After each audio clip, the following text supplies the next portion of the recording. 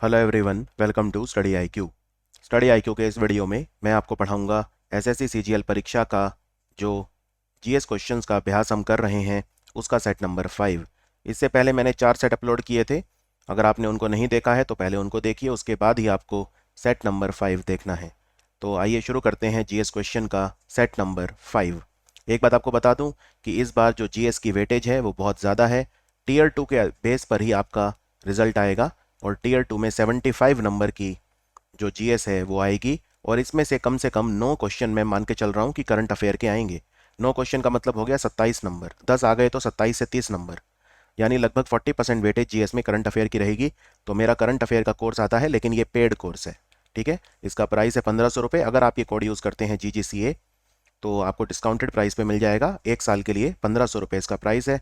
अगर आपको ये बाय करना है तो आप नीचे डिस्क्रिप्शन में और पिंड कमेंट में लिंक दिया है, उस पर क्लिक करके बाय कर सकते हैं। पहले अच्छे से देख लीजिए, समझ लीजिए मैं क्या पढ़ाता हूँ, किस तरह से पढ़ाता हूँ, मेरा पढ़ाने का तरीका देख लीजिए। लगभग 1000 से ज़्यादा वीडियो यूट्यूब पर पड़े हैं मेरे, उनको देखकर आप अच्छे से निश्चिंत हो जाइए। पुराने जो साल के टॉपर हैं उनसे पूछ लीजिए, और उसके बाद जब आप पूरी तरह निश्चिंत हो जाएं उसके बाद ही आप भुगतान करिए।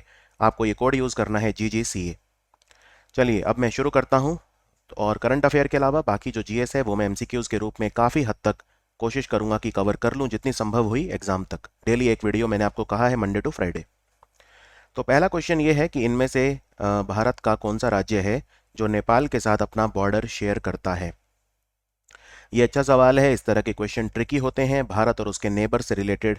इस बार तो मैंने मैप के काफ़ी क्वेश्चन डाले हैं। ये जो वीडियो नंबर 5 है, कम से कम 5 क्वेश्चन मैप्स के मैंने डाले हैं, क्योंकि पिछले 4 सेट्स में मैं बहुत ज़्यादा मैप के क्वेश्चन नहीं डाल पाया था।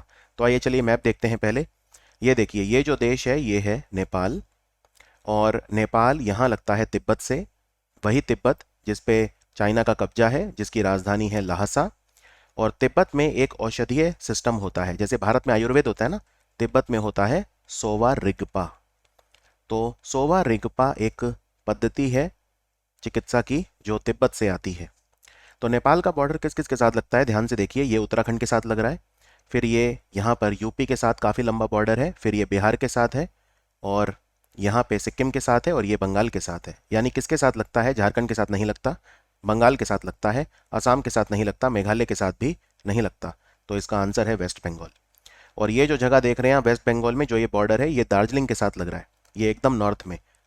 अगर आप बंगाल को देखें तो ये जो एरिया है सबसे नॉर्थ में, यहाँ पे इस तरफ दार्जिलिंग है और इस तरफ कलिम्पोंग है, यानी कि 2 इंपॉर्टेंट हिल स्टेशन आपको बंगाल में मिलेंगे। और नेपाल के बारे में और क्या चीज़ याद रखनी है, देखो नेपाल के साथ हम एक युद्धाभ्यास करते हैं जिसका नाम है सूर्य किरण। सूर्य किरण नाम का जो युद्धाभ्यास है वो हम नेपाल के साथ करते हैं। फिर आपको ये पता होना चाहिए हम नेपाल में एक वेस्ट सेती हाइड्रो पावर प्रोजेक्ट बना रहे हैं, यानी कि वेस्ट सेती जल विद्युत परियोजना। ये 750 मेगावाट की है और इसे भारत का NHPC बना रहा है, national hydro electric power corporation. इतना ही नहीं, हम एक जल विद्युत परियोजना नेपाल में और बना रहे हैं। वो कौन सी है, वो है 679 मेगावाट की, जिसका नाम है लोअर अरुण जल विद्युत परियोजना। इसको सतलुज जल विद्युत निगम जो हमारी कंपनी है वो बना रही है। बाकी प्रधानमंत्री मोदी नेपाल गए थे अभी अभी। कहाँ पे गए थे, माया देवी मंदिर। माया देवी मंदिर वो जगह है जहाँ पे भगवान बुद्ध का जन्म हुआ था। ये लुम्बिनी में आती है, लुम्बिनी कपिलवस्तु में आता है। तो यहाँ पे प्रधानमंत्री मोदी गए थे। और नेपाल अभी अभी 105वां सदस्य बना है अंतर्राष्ट्रीय सौर गठबंधन का, यानी इंटरनेशनल सोलर अलायंस का। भारत और नेपाल के बीच में एक स्पेशल रेल की पटरी भी शुरू हुई है। ये जयनगर से कुर्था तक चलेगी। कुर्था नेपाल में है और जयनगर बिहार के मधुबनी में है। ये 35 किलोमीटर लंबी रेलवे लाइन है जो शुरू हुई है जयनगर से कुर्था। और आपको ये भी बता दूं कि नेपाल की राजधानी काठमांडू जो है वहाँ पर सार्क का मुख्यालय है, दक्षिण एशियाई सहयोग संगठन, जिसे हम सार्क के रूप में जानते हैं। अगले सवाल पे आते हैं, इनमें से कौन सा सही सुमेलित नहीं किया हुआ है अपने कोरेस्पॉन्डिंग स्टेट के साथ। लेफ्ट साइड में आपको दिया है मेला और राइट साइड में आपको दिया है वो राज्य जहाँ पे ये मेला लगता है। तो कौन सा सही मैच नहीं किया हुआ है, आइए देखते हैं। सबसे पहले देखते हैं माधवपुर मेला। क्या माधवपुर मेला गुजरात में लगता है? देखिए, माधवपुर मेला जो है वो बिल्कुल गुजरात में लगता है, और ये पोरबंदर जिले में लगता है। बहुत ही फेमस मेला है ये माधवपुर मेला, पोरबंदर में लगता है। और ये रामनवमी त्यौहार के एक दिन बाद लगता है जनरली, राइट। तो ये ठीक है। गंगा सागर मेला पश्चिम बंगाल में लगता है, ये भी ठीक है। बंगाल में जो साउथ 24 परगना जो जिला है वहाँ पर ये लगता है, तो ये ठीक है। अम्बुबाची मेला क्या त्रिपुरा में लगता है? नहीं, ये गलत है। अम्बुबाची मेला गुवाहाटी में एक कामाख्या मंदिर है, माँ कामाख्या मंदिर, वहाँ पर लगता है, त्रिपुरा में नहीं लगता।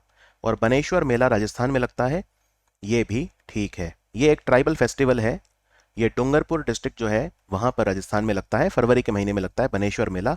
तो इसका आंसर है सी, सी सही सुमेलित नहीं है। तो त्रिपुरा के क्या आप मुझे इंपॉर्टेंट फेस्टिवल बता सकते हैं कोई?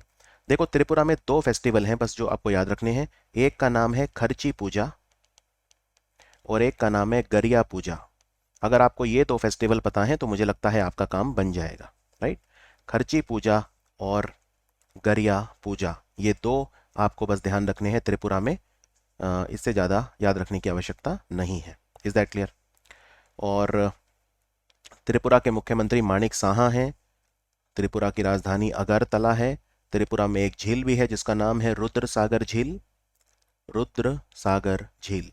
त्रिपुरा की सरकार ने एक योजना भी शुरू करी है अभी अभी जिसका नाम है अर्न विद लर्न, यानी पढ़ो भी और कमाओ भी। इसमें अगर आप वो बच्चे जो स्कूल छोड़ चुके हैं अगर उनको वापस स्कूल से जोड़ते हो तो आपको हर एक बच्चे के ऊपर 500 रुपये मिलेंगे। Is that clear? और त्रिपुरा में जो है मदर ऑन कैंपस योजना भी शुरू की गई थी। मदर ऑन कैंपस, जिसमें माओ को ये कहा था कि वो बच्चों के साथ रह सकती हैं जिससे बच्चे अकेला फील ना करें। और त्रिपुरा में अभी अभी एक जगह है जिसको बोलते हैं दसपारा। ये दसपारा जो है ये भारत का पहला बायो विलेज बना है और ये त्रिपुरा में है, राइट। इतना ही नहीं, भारत का पहला बैम्बू विलेज भी त्रिपुरा में बना है। बैम्बू विलेज, इसका नाम है बाशग्राम। ये पूरा बैम्बू से बना है ये गांव, बाशग्राम। और ये त्रिपुरा में वेस्ट त्रिपुरा डिस्ट्रिक्ट में कटला मारा नाम की जगह पर है। बाशग्राम पहला बैम्बू विलेज पूरे इंडिया का। Is that clear? और त्रिपुरा में क्या कोई नेशनल पार्क है जो आपको पता है? तो त्रिपुरा में है, एक तो है क्लाउडेड लेपर्ड नेशनल पार्क और एक है राजबरी नेशनल पार्क। और ये क्लाउडेड लेपर्ड कहाँ का स्टेट एनिमल है? ये मेघालय का स्टेट एनिमल है, लेकिन clouded leopard national park Tripura में है, तो कई बार ये कंफ्यूजन हो सकती है।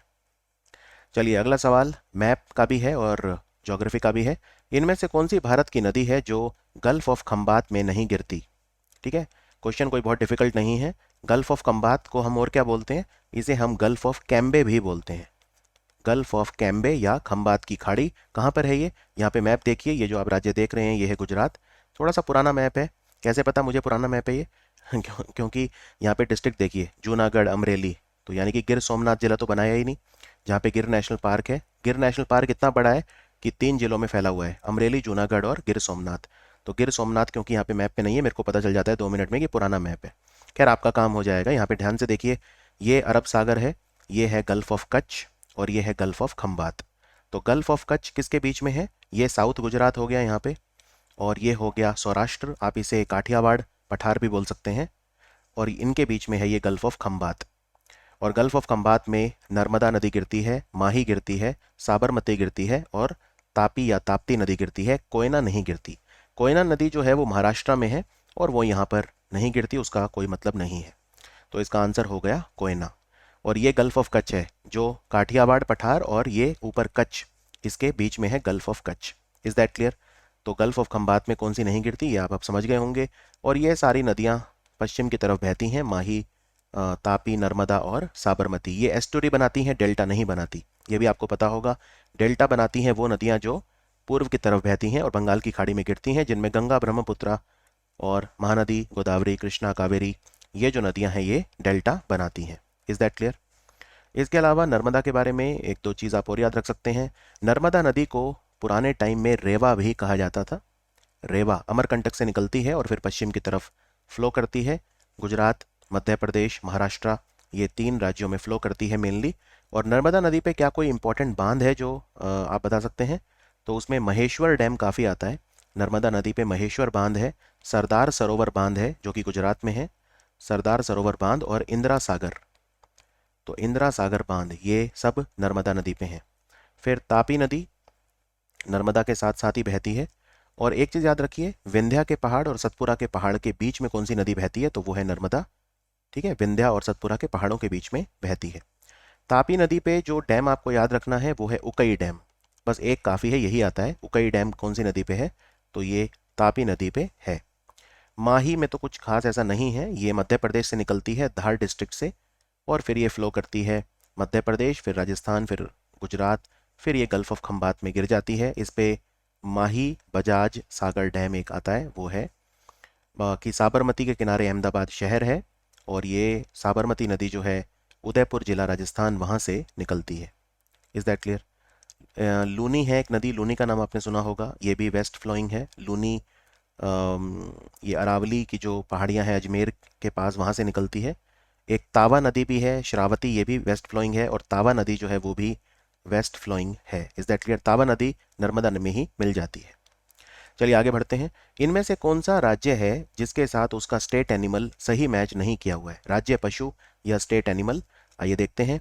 ओडिशा का स्टेट एनिमल है ओलिव रिडली कछुए, अरुणाचल प्रदेश का है हुलॉक गिबन, गोवा का है इंडियन बिसॉन, और जम्मू कश्मीर का है हंगुल। एक एक करके देखते हैं। देखो, जम्मू कश्मीर का हंगुल है, ये ठीक है। हंगुल एक तरह का हिरण होता है, इसको हम कश्मीरी स्टैग भी बोलते हैं, कश्मीरी स्टैग। अब लद्दाख ने अपना स्टेट एनिमल अलग कर लिया है, उनका हो गया है बर्फीला तेंदुआ यानी स्नो लेपर्ड। तो जम्मू कश्मीर का ये तो ठीक है। कौन सा सही मैच नहीं है वो बताना है। गोवा का है इंडियन बिसॉन। इंडियन बिसॉन को हम गौर भी बोलते हैं, ये भैंस जैसा दिखता है, ठीक है, भैंस जैसा, लेकिन भैंस नहीं होता, ये बफेलो नहीं होता, गौर होता है। बिहार का भी यही है और गोवा का भी यही है, ये भी ठीक है। तो बिहार का भी इंडियन बिसॉन या गौर है। अरुणाचल प्रदेश का पहले एक जमाने में मिथुन होता था, जब मैं पढ़ता था तब मिथुन था, लेकिन सरकार ने बदल दिया, अब है हुलॉक गिबन, ये ठीक है। ठीक है, तो पिछले 3-4 साल से अरुणाचल प्रदेश का स्टेट एनिमल चेंज हो गया है। पहले मिथुन था, अरुणाचल और नागालैंड दोनों का मिथुन था, लेकिन अब अरुणाचल का हुलॉक है, ये ठीक है। हुलॉक गिबन बंदर जैसा दिखता है, हुलॉक गिबन। और उड़ीसा का है एक हिरण जिसको बोलते हैं सांबार। उड़ीसा का ओलिव रिडली कछुए नहीं है। हाँ, उड़ीसा में ओलिव रिडली कछुए आते ज़रूर हैं अंडे देने, मास नेस्टिंग करने आते हैं। गहिर माथा बीच जो आपने सुना होगा, गहिर माथा वाइल्ड लाइफ सेंचुरी जो है, या ऋषिकुल्या नदी के मुहाने पर वो अंडे देते हैं, मास नेस्टिंग करते हैं। लेकिन ओलिव रिडली कछुए वहाँ का स्टेट एनिमल नहीं है, वहाँ का स्टेट एनिमल एक हिरण है जिसको बोलते हैं सांबार। Is that clear? चलिए आगे बढ़ते हैं, थोड़ा सा डिफिकल्ट क्वेश्चन था। अगला सवाल जो है ये भी कोई आसान नहीं है। इनमें से कौन सी सरकारी योजना हमारा सामाजिक न्याय और अधिकारिता मंत्रालय नहीं चलाता, यानी ministry of social justice and empowerment इस योजना को नहीं चलाता? श्रेष्ठ योजना, अटल Vayo Abhyuday Yojana, scheme for economic empowerment of the DNTs यानी सीड, या निपुण योजना?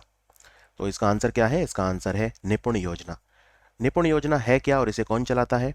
देखो, निपुण योजना अभी अभी शुरू की गई थी ministry of housing and urban affair यानी आवास और शहरी कार्य मंत्रालय के द्वारा, और ये दीनदयाल अंत्योदय योजना नेशनल अर्बन लाइवलीहुड मिशन का पार्ट है। इसमें जो निर्माण श्रमिक हैं, कंस्ट्रक्शन वर्कर 1 लाख, उनको हमें ट्रेन करना है। इसका नाम है निपुण योजना।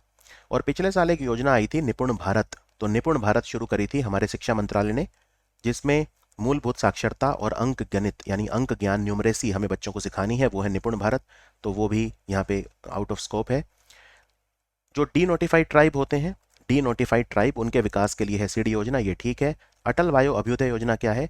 ये बूढ़े लोगों के लिए है। वायो वृद्ध बोलते हैं ना, तो वायो मतलब ही होता है बूढ़े लोग। तो इस योजना के अंतर्गत बहुत सारी योजनाएं आती हैं, यानी ये एक अम्ब्रेला योजना है। इसमें सेज योजना आती है, जिसमें हम बूढ़े लोगों को दोबारा काम देते हैं। सेज योजना में जो रिटायर हो चुके हैं उन्हें दोबारा रोजगार देते हैं, सेज योजना। एक सैक्रड पोर्टल आता है इसके अंतर्गत, ठीक है, सैक्रड, इसमें भी, सैक्रड में भी हम उन्हें दोबारा काम देते हैं। राष्ट्रीय वायोश्री योजना आती है, जिसमें हम बूढ़े लोगों को बैसाखी देते हैं, चश्मे देते हैं, जो भी उन्हें चाहिए। ये जो एड्स होते हैं वो यानी कि जो मशीन चाहिए, सुनने की मशीन या इस तरह की जो भी चीज़ें चाहिए वो हम उन्हें प्रोवाइड करते हैं। तो ये सारी आती हैं अटल वायो अभ्युदय योजना में।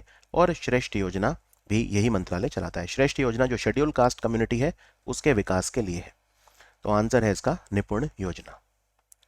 इनमें से कौन सा यूनेस्को वर्ल्ड हेरिटेज साइट है भारत में जो अकेला मिक्स्ड कैटेगरी का है? देखो, 3 तरह की कैटेगरी होती हैं। यूनेस्को जो विश्व विरासत स्थल होते हैं वो 3 तरह के होते हैं। एक तो होते हैं प्राकृतिक यानी नेचुरल, एक होते हैं सांस्कृतिक यानी कल्चरल, और एक होते हैं जिनमें दोनों के तत्व पाए जाते हैं, उसको बोलते हैं मिक्स्ड। तो भारत में 40 यूनेस्को वर्ल्ड हेरिटेज साइट हैं। इनमें से 32 हैं सांस्कृतिक यानी कल्चरल, 7 हैं नेचुरल यानी प्राकृतिक, और सिर्फ एक है जो मिक्स्ड कैटेगरी में आता है। तो वो कौन सा है मिक्स्ड वाला? वो है कंचनजंगा नेशनल पार्क, जो कि सिक्किम में है। Is that clear? Kanchenjunga national park, ये कंचनजंगा बायोस्फीयर रिजर्व भी है एक, राइट, और ये 2016 में बना था यूनेस्को वर्ल्ड हेरिटेज साइट, और ये एकमात्र मिक्स्ड कैटेगरी का यूनेस्को वर्ल्ड हेरिटेज साइट है जो भारत में है। फिर यहाँ पे देखिए महाबलीपुरम के मंदिर लिखे हुए हैं। देखो महाबलीपुरम के जो मंदिर हैं, जिन्हें बोलते हैं group of monuments at Mahabalipuram, ये पल्लव वंश के राजाओं ने बनवाए थे। महाबलीपुरम में अभी अभी 44वां शतरंज का ओलंपियाड भी हुआ था, जिसको पुरुषों में उज्बेकिस्तान और महिलाओं में यूक्रेन की टीम ने जीता। ये चेन्नई से लगभग 20 किलोमीटर दूर है महाबलीपुरम, ठीक है। महाबलीपुरम को कई लोग महाबलेश्वर से कंफ्यूज करते हैं। महाबलेश्वर महाराष्ट्र में है, सतारा जिले में आता है, जहाँ की स्ट्रॉबेरी बहुत फेमस है, वो महाबलेश्वर है। ये महाबलीपुरम की बात कर रहा हूँ। फिर यहाँ पे राजस्थान के जो किले हैं ये भी बहुत खूबसूरत हैं। राजस्थान के बहुत सारे मॉन्यूमेंट्स हैं बड़े बड़े। और केवलादेव घाना राष्ट्रीय उद्यान, जिसको पहले भरतपुर पक्षी बर्ड सेंचुरी बोलते थे, तो ये रामसर स्थल भी है केवलादेव घाना। तो ये भी जो है आपको ध्यान रखना है कि केवलादेव घाना। और राजस्थान के जो किले हैं, राजस्थान के बहुत सारे किले हैं। कुंभलगढ़ का किला, चित्तौड़ का किला, रणथंभौर का किला, गागरों, अंबर जो किला है, जैसलमेर किला, ये सब हिल फोर्ट्स ऑफ राजस्थान, तो ये भी यूनेस्को वर्ल्ड हेरिटेज साइट में आते हैं। लेकिन मिक्स्ड कैटेगरी में बस एक है, वो है कंचनजंगा नेशनल पार्क। ये एक क्वेश्चन पुराना ले लेते हैं, एसएससी सीजीएल 2012 में आया था। देवन अम्पिया और पिया दासी और देवनम पिया, ये कौन से राजा के टाइटल थे? किस राजा ने अपने आप को ये टाइटल दिए थे?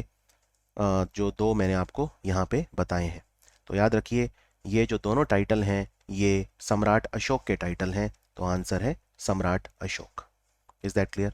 सम्राट अशोक के टाइटल हैं ये क्वेश्चन 2-3 बार रिपीट हो चुका है इनफैक्ट।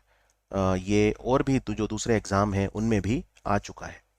तो आंसर है अशोक। और अशोक आप जानते हैं कि मौर्य वंश के राजा थे। तो मौर्य वंश के कौन कौन से राजा हैं जो आपको पता है? मौर्य वंश के बारे में आप क्या जानते हैं? चंद्रगुप्त मौर्य फाउंडर थे मौर्य एम्पायर के। भारत में जो सबसे पहले राजा थे चंद्रगुप्त मौर्य, उनके बेटे थे बिंदुसार और उनके बेटे थे सम्राट अशोक। Is that clear? और चंद्रगुप्त के दरबार में ग्रीक एम्बेसडर आए थे मेगस्थनीज। बाकी इनके चंद्रगुप्त मौर्य को राजा बनाया था, उसमें बहुत बड़ा योगदान था चाणक्य का, जिन्हें कौटिल्य या विष्णुगुप्त भी बोलते थे। और इसमें बाकी तो जो चीज़ें हैं वो फिर आपको मौर्य वंश तो पूरा डिटेल में पढ़ना पड़ेगा। उसमें संभव नहीं है कि पूरा मौर्य वंश जो है मैं यहीं पे बता दूं। बहुत बड़ा है मौर्य वंश ऑब्वियसली, और बहुत सारे क्वेश्चन मौर्य वंश से आ सकते हैं। ठीक है, तो ये क्वेश्चन 2012 में आया था। देवनम्पिया मतलब जो देवों का प्रिय है, और पिय दासी, तो ये दो टाइटल सम्राट अशोक के थे। इनमें से कौन सा कथन शंघाई सहयोग संगठन के बारे में सही है? ठीक है, यानी 4 में से 3 गलत हैं। शंघाई सहयोग संगठन यानी शंघाई कोऑपरेशन ऑर्गेनाइजेशन, इनके बारे में कौन सा कथन सही है? पहला, जो शंघाई सहयोग संगठन के जो मेंबर हैं वो मिलके एक आपदा प्रबंधन अभ्यास करते हैं जिसको पेनेक्स कहा जाता है। फिर जब शंघाई सहयोग संगठन बना था उससे पहले इस संगठन को बोलते थे शंघाई 5। इसका हेडक्वार्टर शंघाई सहयोग संगठन का शंघाई में ही है। और भारत जो है वो एससीओ समिट होस्ट करेगा 2023 में। तो कौन सा ठीक है, आइए देखते हैं। एक से ज़्यादा भी ठीक हो सकते हैं, तो इतनी जगह नहीं थी तो मैंने नीचे वो नहीं लिखा 1 और 2 स्टेटमेंट आर करेक्ट, वो सब अंडरस्टूड है।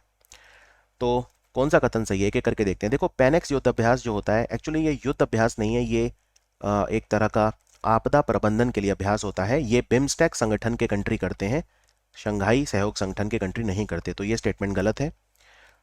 जब ये बना नहीं था शंघाई सहयोग संगठन, तो उससे पहले शंघाई 5 होता था। हाँ, ये ठीक है। शंघाई 5 1996 में बना था और इसमें 5 कंट्री मेंबर थे, चाइना, कजाकिस्तान, किर्गिस्तान, रशिया और तजिकिस्तान। तो ये ठीक है, स्टेटमेंट बी ठीक है। इसका हेडक्वार्टर शंघाई में नहीं है, इसका हेडक्वार्टर बीजिंग में है। तो ये स्टेटमेंट भी गलत है। और भारत में एससीओ समिट होगा 2023 में, ये ठीक है। तो बी और डी दो स्टेटमेंट इसमें ठीक है, तो आंसर हो जाएगा इसका B and D. Is that clear? बाकी इनका सबमिट हुआ था अभी अभी 2022 में। कहाँ पे? समरकंद। समरकंद एक जगह है उज्बेकिस्तान में, वहाँ पे हुआ था। और अगले साल इंडिया में होगा। और शंघाई सहयोग संगठन में अब 9 मेंबर हो गए हैं, 9वां बना है ईरान। 9th मेंबर जो इसका बना है वो है ईरान। और एक चीज़ और याद रखिए, इनका जो अभ्यास होता है उनको पेनेक्स नहीं बोलते, उसको बोलते हैं पीसफुल मिशन। आपदा प्रबंधन वगैरह के लिए जो ये अभ्यास करते हैं उसे पीसफुल मिशन कहा जाता है। और अभी अभी वाराणसी शहर जो है वो इनकी पहली सांस्कृतिक और पर्यटन राजधानी बनी है, यानी कि कल्चरल एंड टूरिज्म कैपिटल पहली बनी है वाराणसी शंघाई सहयोग संगठन की। आगे बढ़ते हैं। ये क्वेश्चन एसएससी सीजीएल 2012 में आया था। भारत में रेल के डब्बे जो हैं वो कहाँ बनते हैं, कहाँ मैन्युफैक्चर किए जाते हैं? आपके ऑप्शन है जमशेदपुर, चितरंजन, पेरम्बूर या वाराणसी। रेल के डब्बे, देखो जो रेल के डब्बे होते हैं हम उन्हें कोच बोलते हैं या हम उन्हें वैगन भी बोल सकते हैं, लेकिन मालगाड़ी के डब्बों को वैगन बोला जाता है जनरली, और पैसेंजर ट्रेन के डब्बों को कोच कहा जाता है। और आपको याद होगा भारत की सबसे लंबी मालगाड़ी चली है अभी अभी, जिसका नाम है सुपर वासुकी। इसको साउथ ईस्ट सेंट्रल रेलवे ने चलाया। साउथ ईस्ट सेंट्रल रेलवे, दक्षिण पूर्व मध्य रेलवे, जिसका हेडक्वार्टर बिलासपुर में है, बिलासपुर छत्तीसगढ़ में है। तो ये कोरबा से चली राजनंदगांव तक सुपर वासुकी 3.5 किलोमीटर लंबी है। 295 मालगाड़ी में डब्बे थे इसमें।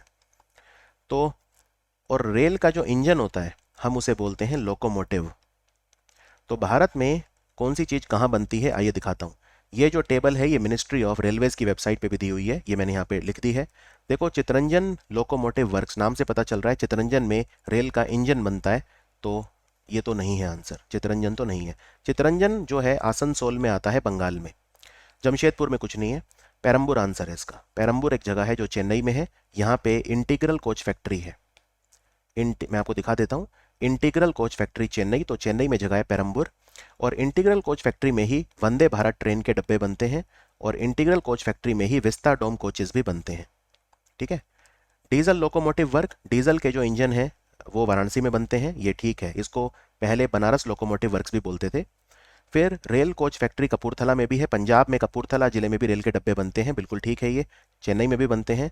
और रेल व्हील फैक्ट्री, यानी हमारे रेल के पहिए जो बनते हैं एक्सल और व्हील, वो बेंगलोर में बनते हैं। और ये रेल व्हील फैक्ट्री ने 2 साल पहले 40 लाखवां पहिया बनाया था। ये क्वेश्चन मैंने उस वक्त पढ़ाया था 2 साल पहले। 4 मिलियंथ व्हील बनाया था इन्होंने। और diesel loco modernisation work Patiala में है, जहाँ पे जो लोको मॉडर्नाइजेशन है, सर्विस वगैरह है उनकी इंजन की, वो की जाती है पटियाला पंजाब में। ये भी है। ठीक है। तो इससे आपको आइडिया हो जाएगा अच्छे से कि रेलवे रिलेटेड आपको क्या क्या चीज़ें जो हैं वो याद रखनी है। इसके अलावा आपको 2-3 चीज़ें और बता देता हूँ। बिहार में एक जगह है मधेपुरा। मधेपुरा एक जिला है प्रॉपर। तो यहाँ पे एक फैक्ट्री है जिसको बोलते हैं electric locomotive factory. Electric locomotives बनते हैं यहाँ पे, इलेक्ट्रिक इंजन जो है वो यहाँ पे बनते हैं रेलवे के। और ये फैक्ट्री किसने लगाई है? इंडियन रेलवेज ने फ्रांस की एक कंपनी है एल्स्टॉम, उसके साथ मिलकर लगाई है। तो ये क्वेश्चन सुपर इंपॉर्टेंट है। ठीक है, ये क्वेश्चन बहुत इंपॉर्टेंट है कि एल्स्टॉम कंपनी जो है फ्रांस की बहुत बड़ी कंपनी है, उसने इलेक्ट्रिक लोकोमोटिव फैक्ट्री कहाँ लगाई है? बिहार के मधेपुरा में लगाई है। और आपको बता दूं, एक हमारा 3000 हॉर्स पावर का केप गॉज लोकोमोटिव है। बहुत ही ज़्यादा ताकतवर रेल का इंजन है जिसकी क्षमता है 3000 हॉर्स पावर। ये हम विदेश में भी एक्सपोर्ट कर रहे हैं। हमने पिछले ही साल मोजाम्बिक को भी दिया था। ये कहाँ बनते हैं 3000 हॉर्स पावर वाले केप गॉज लोकोमोटिव? ये बनते हैं बनारस में। जो मैंने आपको बताई थी ना, बनारस में जो लोकोमोटिव फैक्ट्री थी, बनारस लोकोमोटिव वर्क या डीजल लोकोमोटिव वर्क, वहाँ पे ये बनते हैं। चलिए आगे बढ़ते हैं। इनमें से कौन सा सही सुमेलित नहीं किया हुआ है, यानी सही मैच नहीं किया हुआ है? तो यहाँ पे कुछ सुपर कंप्यूटर दिए हैं, परम गंगा, परम शक्ति, परम शिवाय और परम पोरुल। तो सही मैच कौन सा नहीं है आइए देखते हैं। सबसे पहले है परम गंगा। परम गंगा आईआईटी रुड़की में है, ये ठीक है। और इसको याद करने की ट्रिक क्या है? देखो गंगा नदी कहाँ बहती है? गंगा नदी उत्तराखंड से निकलती है, उत्तराखंड में रुड़की है। तो ठीक है, एक तरीका ये भी हो सकता है याद रखने का। ठीक है, गंगा नदी उत्तराखंड से निकलती है, यूपी में जाती है, बिहार में जाती है, झारखंड को छूती है साहिबगंज में, बंगाल की तरफ मुड़ जाती है और फिर बांग्लादेश की तरफ चली जाती है। जो मुर्शिदाबाद जिला है ना, जहाँ पे फरक्का बैरेज है, उससे कुछ पानी उसका हुगली में चला जाता है, बाकी सीधी पद्मा के तौर पे बांग्लादेश चली जाती है। अब ये परम गंगा जो है ये आईआईटी रुड़की है, ठीक है। परम शक्ति आईआईटी खड़गपुर, ये भी ठीक है, खड़गपुर बंगाल में है। परम शिवाय आईआईटी दिल्ली, नहीं ये गलत है। परम शिवाय सुपर कंप्यूटर रखा है बनारस हिंदू यूनिवर्सिटी में, बनारस हिंदू यूनिवर्सिटी में। और परम पोरुल एनआईटी त्रिची, ये भी ठीक है। तो इसका गलत मैच है ऑप्शन सी। और आपको एक दो कंप्यूटर और बताता हूँ। परम अनंत, परम अनंत सुपर कंप्यूटर हमने लगाया है आईआईटी गांधीनगर में, आईआईटी गांधीनगर। एक है परम प्रवेग, परम प्रवेग हमने कहाँ लगाया है? भारतीय विज्ञान संस्थान बेंगलोर में, Indian Institute of Science Bangalore में। Is that clear? अगर मैं आपसे पूछूं भारत का सबसे ताकतवर सुपर कंप्यूटर कौन सा है, अब ये डिपेंड करता है इंडिया का पूछ रहे हो या दुनिया का पूछ रहे हो। दुनिया का पूछ रहे हो तो उसका आंसर है फ्रंटियर। ये ह्यूलेट पैकर्ड यानी एचपी कंपनी ने बनाया है, अमेरिका की, तो अमेरिका का सुपर कंप्यूटर है फ्रंटियर। पिछले साल था जापान का फुगाकू, लेकिन इस साल है फ्रंटियर। और इंडिया का सबसे पावरफुल कौन सा है, तो आंसर है परम सिद्धि एआई। ये भारत का आज भी सबसे ताकतवर सुपर कंप्यूटर है, हम इसको बोलते हैं परम सिद्धि एआई। इनमें से कौन सा सही सुमेलित नहीं किया हुआ है? लेफ्ट साइड में आपको दिए हैं वाटरफॉल और राइट साइड में वो नदी दी है जिसके ऊपर वो वाटरफॉल है। तो देखते हैं। चित्रकूट फॉल, यहाँ मैं भी गया हुआ हूँ वैसे, ये इंद्रावती नदी पे है, ये छत्तीसगढ़ में है, मैं 2017 में गया था यहाँ पर, ये ठीक है। चित्रकूट फॉल बहुत खूबसूरत है और उस वक्त पानी कम था वैसे, लेकिन मानसून में तो एक अलग ही, जब बारिश का सीज़न होता है तो अलग ही एक आभा इसकी देखने को मिलती है। एकदम यहाँ पे जो नज़ारे हैं अविस्मरणीय और चिरस्मरणीय हैं। तीरथगढ़ फॉल जो है वो कांगर नदी पे है, ये ठीक है। आपने कांगर घाटी नेशनल पार्क सुना होगा छत्तीसगढ़ में, तो वो कांगर नदी ही बनाती है, कांगर घाटी। और इंद्रावती भी एक नेशनल पार्क है छत्तीसगढ़ में, इंद्रावती नदी जहाँ बहती है, ये दोनों ठीक है। शिवन समुद्र फॉल कावेरी नदी पे है, ये भी ठीक है। बहुत ही फेमस है वैसे, ये चामराजनगर डिस्ट्रिक्ट में आते हैं कर्नाटक में, शिवन समुद्र। और जॉग फॉल जो है वो काली नदी पे है, नहीं जॉग फॉल, यहाँ भी मैं गया हूँ, जॉग फॉल कर्नाटक में शिमोगा जिले में आते हैं ये शरावती नदी पे है, शरावती नदी। दो दो वाटरफॉल बहुत फेमस है कर्नाटक में, एक तो जॉग फॉल, एक शिवन समुद्र, और एक और बताता हूँ कुंचिकल फॉल। ये आपने सुना हो कुंचिकल फॉल, ये वराही नदी पे आते हैं, ये भी शिमोगा जिले में आते हैं। तो इसका आंसर हो गया जॉग फॉल, सही सुमेलित नहीं है। Is that clear? और कावेरी नदी पे क्या आप मुझे कोई इंपॉर्टेंट डैम बता सकते हो जो कावेरी नदी पे है? और ये जो शिव समुद्र फॉल है ना, यहाँ पे दो फॉल हैं एक्चुअली, 12 चुक्की और गगन चुक्की। खैर उतना डिटेल में नहीं जाएंगे, इतना मेरे ख्याल से आपके लेवल के लिए काफ़ी नहीं है, उससे ऊपर की चीज़ें हैं ये। हाँ, कावेरी नदी पे कौन सा फॉल आप मुझे बता सकते हो? तो कावेरी नदी पे एक तो ये हो गया शिवन समुद्र फॉल हो गया, और एक और है जिसको बोलते हैं होगेनेक्कल, होगेनेक्कल वाटरफॉल, ये भी कावेरी नदी पे है। और कावेरी नदी पे एक डैम भी बना हुआ है, भारत का सबसे पुराना, जिसको हम कलानई भी बोलते हैं या हम इसे ग्रैंड एनिकट बोलते हैं। ये तमिलनाडु में है। कावेरी जल विवाद आपने सुना होगा, कर्नाटक और तमिलनाडु के बीच में, तो दो ही राज्यों में बहती है नदी, कर्नाटक से निकलती है, ब्रह्मगिरी ताल कावेरी बोलते हैं जिसे, और फिर तमिलनाडु में फ्लो करती है और फिर ये बंगाल की खाड़ी में गिर जाती है। तो एक मैत्तूर डैम है, वो भी कावेरी नदी पे है, ये भी काफ़ी आता है, तमिलनाडु में है मैत्तूर डैम। बाकी कृष्णराज सागर डैम किसने बनवाया था? कृष्णराज सागर डैम, 15 सितंबर को जिनका जन्मदिन आप मनाते हो, M Visvesvaraya, engineers day. Krishnaraja Sagar Karnataka में डैम बनवाया था, कावेरी नदी पे इन्होंने बनवाया था। मैत्तूर डैम हो गया, और एक बानसूर सागर भी होता है तमिलनाडु में, वो भी आप चाहें तो याद रख सकते हैं। तो इज़ दैट क्लियर? एकदम कावेरी नदी एकदम क्लियर है। चलिए अब आगे बढ़ते हैं। भारत के किस राज्य में त्यौहार मनाया जाता है थाई पूसम? अच्छा क्वेश्चन है। थाई पूसम त्यौहार जो है भारत में कहाँ मनाया जाता है? याद रखिए, ये तमिलनाडु का त्यौहार है। भगवान मुरुगा जो है उनकी पूजा की जाती है इस दिन। और यहाँ पे तमिलनाडु के और कौन कौन से त्यौहार हैं? पोंगल बहुत पूछते हैं एग्जाम में।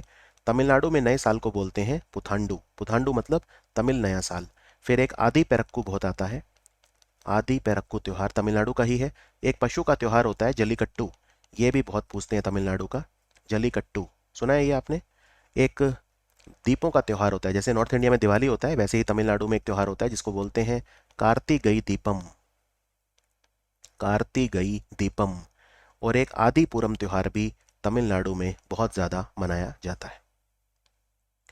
इनमें से कौन सा सही मैच नहीं किया हुआ? यानी यहाँ पे आपको स्वतंत्रता सेनानी दिए हैं, फ्रीडम फाइटर, और यहाँ पे उनका पेन नेम दिया है, उपनाम। मिस्टर के कैलप्पन को बोलते थे केरला का गांधी, केरल का गांधी बोलते थे के कैलप्पन को। लोकनायक बोलते थे जयप्रकाश नारायण को। देश प्रिय बोलते थे जतेंद्र मोहन सेनगुप्ता को। और विद्रोही कवि बोलते थे रविंद्रनाथ टैगोर को। तो इनमें से कौन सा सही नहीं है? विद्रोही कवि मतलब होता है जो विद्रोह करता है, जो उसी तरह की चीज़ें लिखता है। तो इसमें याद रखिए ऊपर के तीन ठीक है। केरल गांधी बोलते थे के कैलप्पन, ये ठीक है। लोकनायक सबको पता है, जेपी, इमरजेंसी में आवाज़ उठाई थी इन्होंने, ये तो प्रधानमंत्री बनते, जनता पार्टी को इन्होंने जीत दिलवाई, इंदिरा गांधी को हराया था, लेकिन इनकी तबीयत खराब हो गई तो फिर मोरारजी देसाई बने थे प्रधानमंत्री। तो देश प्रिय जतेंद्र मोहन सेनगुप्ता, ये भी ठीक है। विद्रोही कवि बोलते थे काजी नजरुल इस्लाम को, काजी नजरुल इस्लाम उनको बोलते थे, ना कि रविंद्रनाथ टैगोर को। Is that clear? तो ये पता होना चाहिए आपको, ये उपनाम वगैरह ये सब चीज़ें। एक कई बार आप सुनेंगे वर्ड जन नायक, लोक नायक की बजाय जन नायक। एक्चुअली क्या है ना, जन नायक तो बहुत लोगों को बोलते थे, राइट। जैसे फॉर एग्जांपल आपने एक पार्टी सुनी होगी हरियाणा में, जन नायक जनता पार्टी, जो दुष्यंत चौटाला ने बनाई थी अपने पड़दादा के नाम पर, चौधरी देवीलाल। तो जन नायक चौधरी देवीलाल को भी बोलते थे। जन नायक कर्पूरी ठाकुर बिहार के पूर्व मुख्यमंत्री थे, उन्हें भी बोलते थे। तो जन नायक तो बहुत सारे लोगों का नाम भारत में रहा है। इवन चंद्रशेखर जो प्रधानमंत्री थे, चंद्रशेखर, उनको भी जन नायक बोलते थे। इनफैक्ट जो चंद्रशेखर थे, उनका समाधि स्थल का नाम है जन नायक स्थल। जन नायक स्थल, तो जन नायक तो बहुत लोगों का नाम था भारत में। और जहाँ तक समाधि स्थल की बात है, तो कम से कम 4-5 जो मेन मेन है वो आप अपने उनको आप जो है पढ़ लो। कि जैसे इंदिरा गांधी का शक्ति स्थल है, ये तो बेसिक्स हैं। इंदिरा गांधी का जो समाधि स्थल है, राजीव गांधी के समाधि स्थल को बोलते हैं वीर भूमि। चौधरी चरण सिंह के समाधि स्थल को किसान घाट। अटल बिहारी वाजपेयी जी के समाधि स्थल को बोलते हैं सदैव अटल, सदैव अटल, राइट। चलो मुझे आप कमेंट्स में लिख के ये बताओ कि भारत में किस महान व्यक्ति के समाधि स्थल को हम विजय घाट बोलते हैं। विजय घाट कमेंट्स में लिख के बताइए नीचे। इन अब मैप के क्वेश्चन है 2-3 लगातार।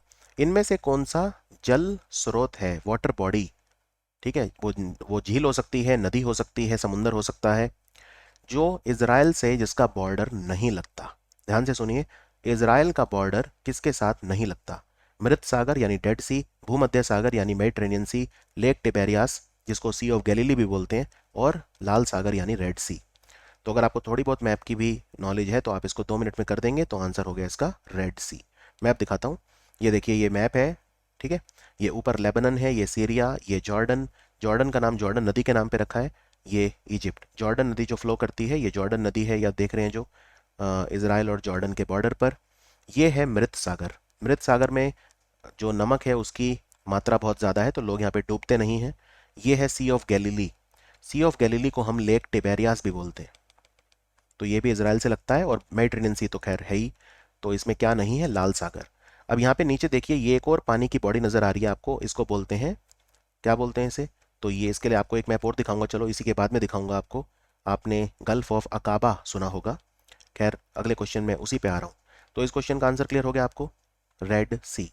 और ये जो भूमध्य सागर है, ये किसको अलग करता है? भूमध्य सागर अफ्रीका और यूरोप के बीच में आता है। Is that clear? एक और मैप का क्वेश्चन देखते हैं। इनमें से कौन सी चीज है जो गल्फ ऑफ अकाबा और गल्फ ऑफ सुअज के बीच में आती है?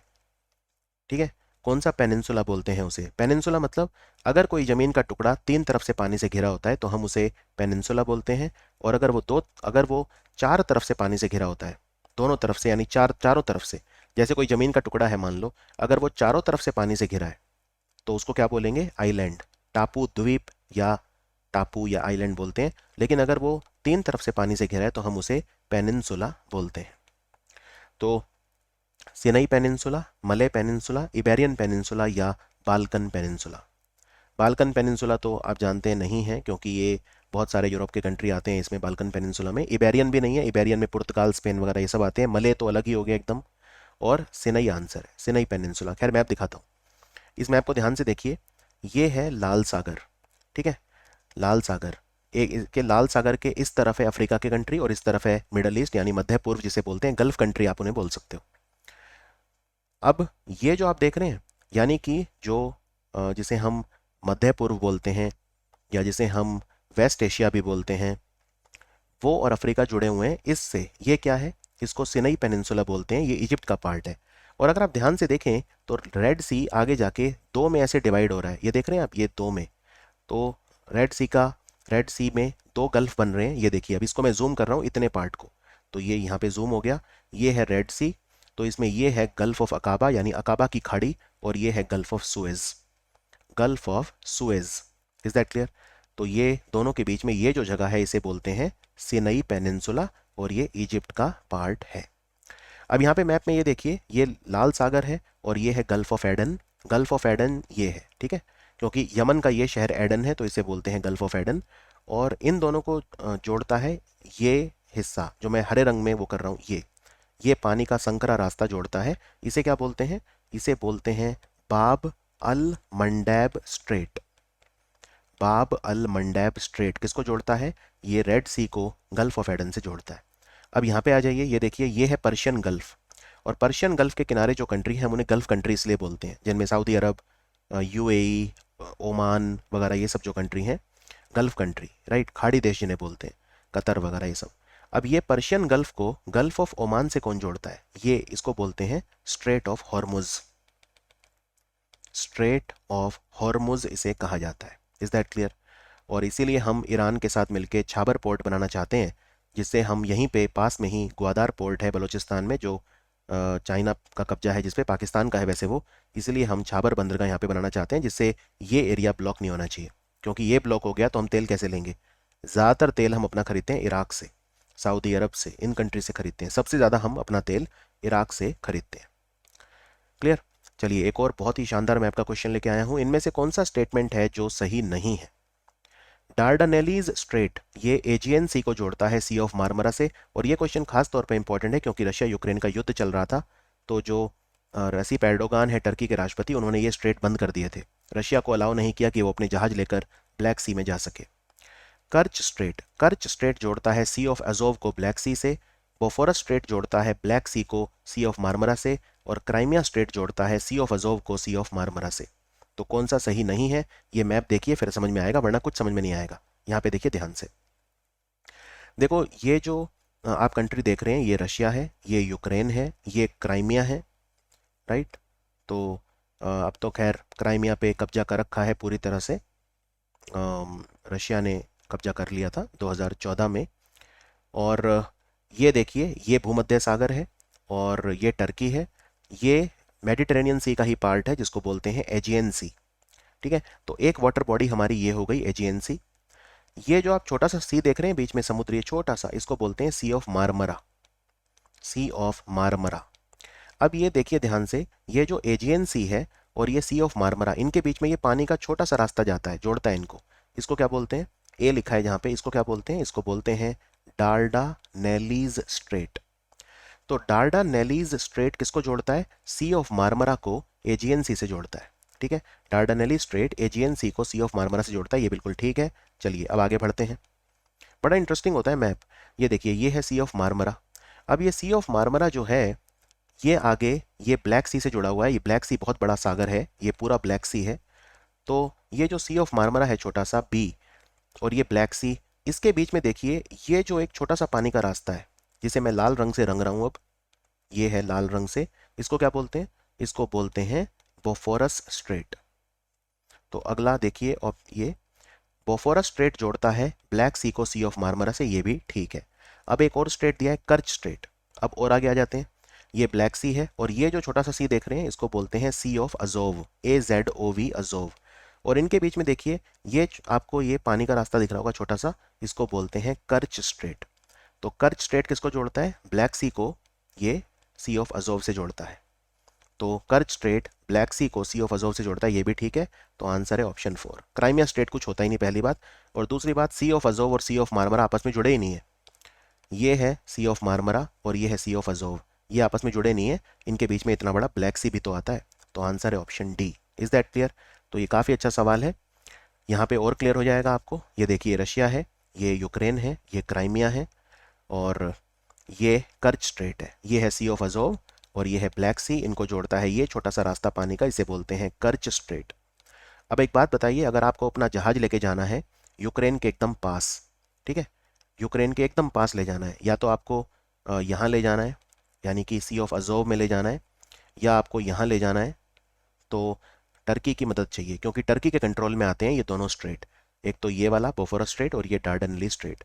तो रेसिप एर्डोगान ने अलाउ नहीं किया पुतिन को, क्योंकि पुतिन को अगर यहाँ पे जहाज लेके जाने हैं तो फिर उसे ये रास्ता अपनाना पड़ेगा। पहले एजियन सी में आना पड़ेगा, फिर डार्डनली स्ट्रेट क्रॉस करके सी ऑफ मार्मरा, फिर बोफोरस स्ट्रेट क्रॉस करके ब्लैक सी, और फिर कर्च स्ट्रेट क्रॉस करके सी ऑफ अजोव में जाना पड़ेगा। लेकिन रेसिप एर्डोगान ने मना कर दिया।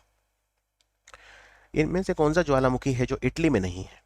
देखो, दुनिया में बहुत बड़े बड़े ज्वालामुखी हैं और बहुत इम्पोर्टेंट मैं समझता हूँ कि ज्वालामुखी से क्वेश्चन जो हैं वो आते हैं, हमेशा आते हैं, हमेशा आते रहे हैं।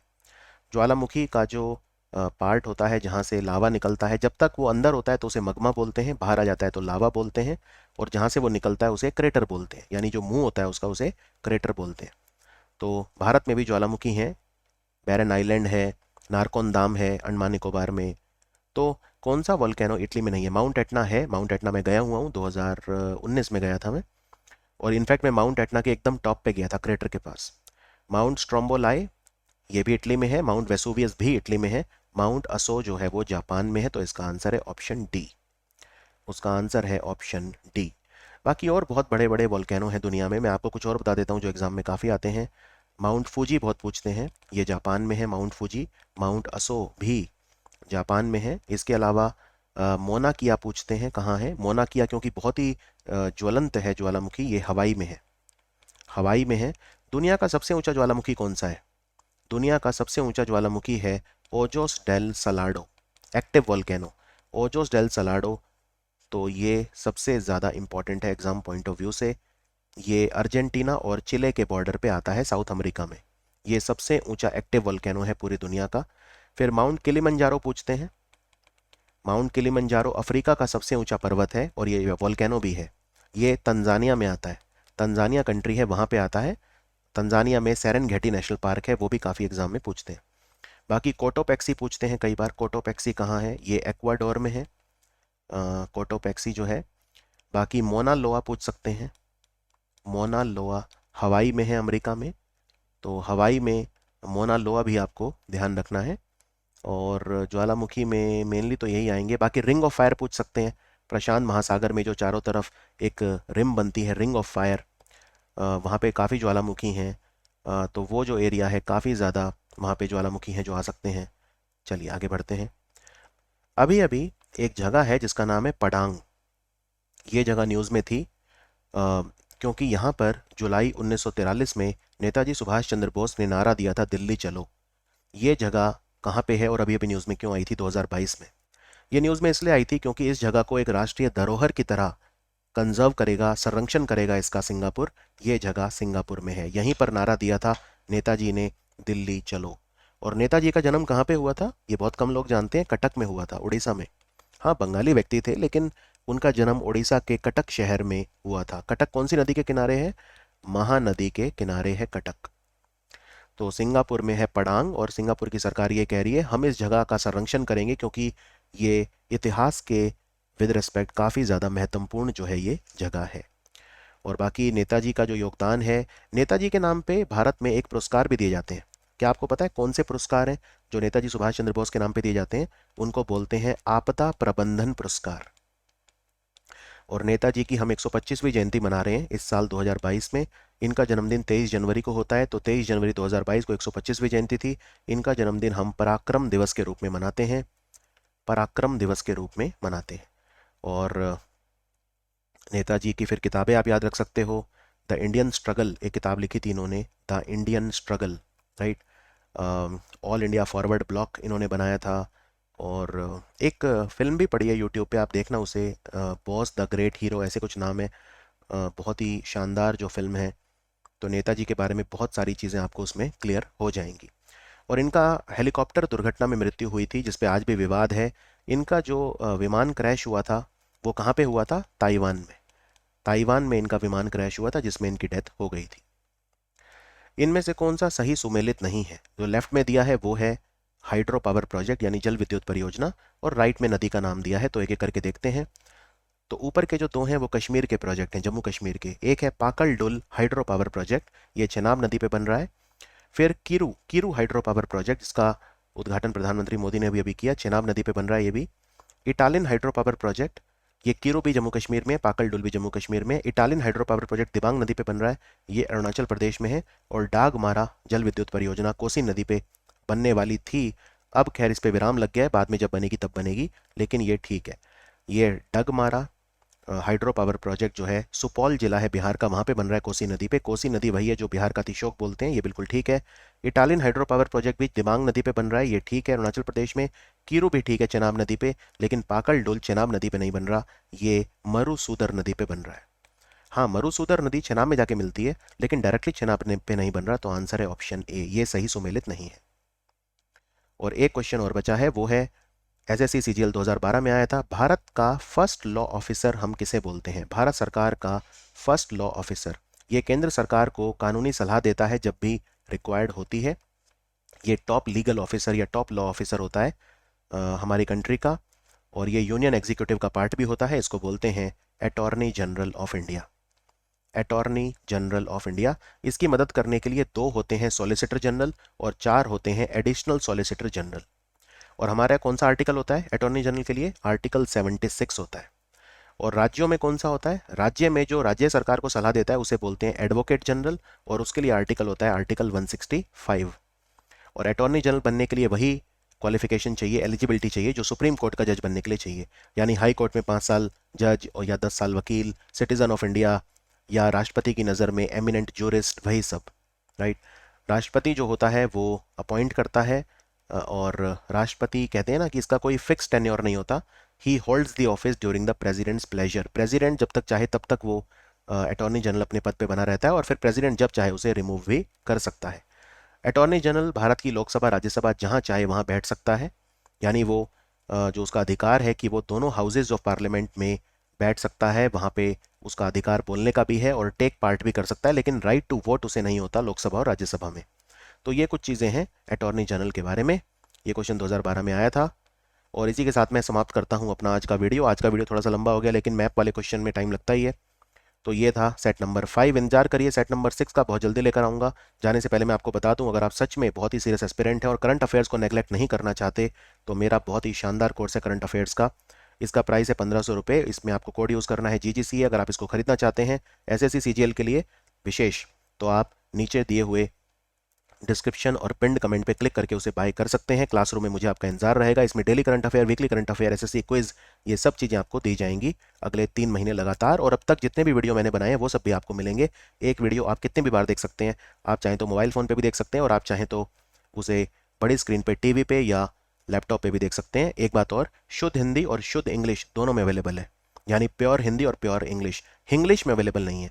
अगर आप देख चाहते हैं कि स्क्रीन पर लिखी हुई लैंग्वेज इंग्लिश रहे और मैं समझाऊं हिंदी में, जैसे कि ये वीडियो था, नहीं वैसे नहीं है। उसमें भाषा भी स्क्रीन पे हिंदी होती है और मैं समझाता भी हिंदी में हूँ, शुद्ध हिंदी में होता है। ठीक है, ये ध्यान रखिए। लेने से पहले 2-4 डेमो वीडियो देख लीजिए, पूरे अच्छे से सेटिस्फाई हो जाइए, उसके बाद ही भुगतान करिए, उससे पहले नहीं। और आपसे इजाज़त चाहूँगा, मिलते हैं बहुत जल्दी सेट नंबर 6 में। देखते रहिए फ्री वीडियो स्टडी IQ पर। Thank you.